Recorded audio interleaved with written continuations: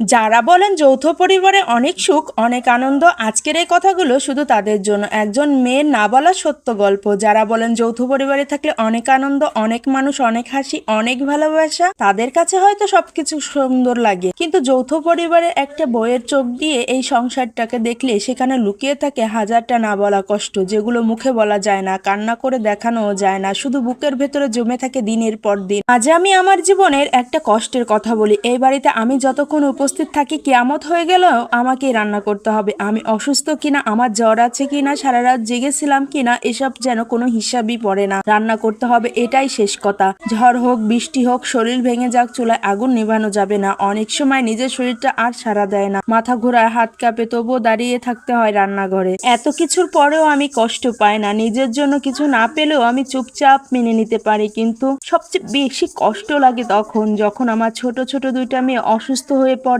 ওরা জ্বর নিয়ে কাঁপে, কাঁদতে কাঁদতে আমাকে ডাকে, মা তুমি আমার কাছে বসো। ডাক শুনে আমার বুকটা ফেটে যায়। আমি দৌড়ে যেতে চাই, ওদের বুকে জড়িয়ে ধরতে চাই, মাথায় হাত রেখে বলতে চাই, মা আমি আছি, কিন্তু পারি না, কারণ তখন আমি আটকে থাকি রান্নাঘরের চার দেওয়ালের ভিতর, হাঁড়ি পাতিল আর আগুনের মাঝে।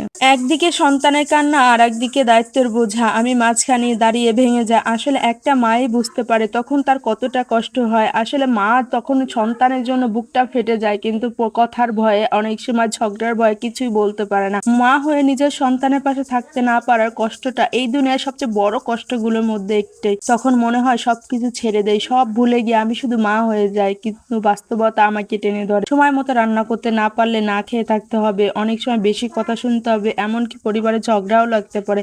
আর ঝগড়া হলে গ্রামের ঝগড়া বোঝে নিত, শুধু পরিবার পর্যন্ত থাকে না, ওটা সারা মহল্লার মধ্যে ছড়িয়ে যায়। গ্রামের মহিলারা এসে তো বউয়ের কষ্টটা শুনতে চায় না, তারা শ্বশুর শাশুড়ির পক্ষ নিয়ে বউকে হাজারটা কথা শুনিয়ে যায়। তখন এমন অশান্তি সৃষ্টি হয় সংসারের মধ্যে, তা বলার মতো না। যদি রান্না করতে না পারি, নিজের ঘরেই নিজের জন্য ভাত জোটে না। কখনো কখনো রাতভর আমি জেগে থাকি, মেয়ের কপালে হাত রাখি, জ্বর মাপি, পানি দিয়ে, একটু চোখ বন্ধ করার সময়ও পায় না। তারপর ফজরে আজান হলে আবার উঠে দাঁড়াতে হয়, চোখে ঘুম, শরীর ক্লান্ত, মাথা ঝিমঝিম করে, তবুও চলে আগুন ধরাতা। একটু দেরি হলে, একটু না পারলে সারাদিন না খেয়ে থাকতে হয়। তখন বুকের ভেতরটা চুপচাপ ভেঙে পড়ে, কলিজা ফেটে যায়, চিৎকার করে কাঁদতে মন চায়, মনে হয় আজ সব বলবো, আজ আর চুপ থাকবো না, কিন্তু পারি না, কারণ একটা ভয় আছে, একটা সংসার আছে, কিছু সম্পর্ক আছে যেগুলোর জন্য নিজের কষ্টটাকে চেপে রাখতে হয়। আমি চুপ করে থাকি, প্রতিদিন নিজের ভেতরটা একটু একটু করে ভেঙে ফেলি, শুধু একটা কারণে, আমার সন্তানের মুখটা দেখে। মাঝে মাঝে মনে হয় সবকিছু ছেড়ে ওদের নিয়ে কোথাও চলে যায়, যেখানে আমি আমার সন্তানদেরকে সারাদিন পর একটু সময় দিতে পারবো, ওদের একটু